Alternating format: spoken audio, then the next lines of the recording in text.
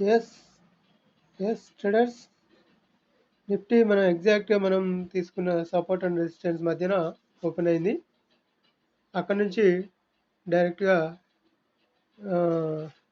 Gap down open అయింది. Gap down నుంచి కూడా మళ్ళీ మధ్యలో మన సపోర్ట్ అండ్ రెసిస్టెన్స్ మధ్యలోనే ప్రస్తుతం ఉంది. అయితే ఇక్కడ ఒక పాయింట్ ఏంటంటే ఇంపార్టెంట్, 5 మినిట్స్లో ఎక్కడ స్ట్రాంగ్ బ్రేక్అవుట్ వస్తుందో, బ్రేక్ డౌన్ వస్తుందో, అప్ సైడ్ కానీ డౌన్ సైడ్ కానీ దాన్ని దృష్టిలో పెట్టుకోండి.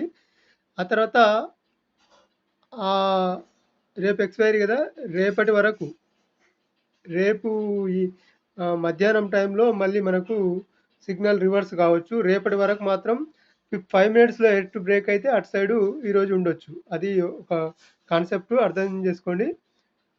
చూడండి, మీరు అబ్జర్వ్ చేయండి, 5 మినిట్స్లో ఎటు బ్రేక్ అవుతుంది.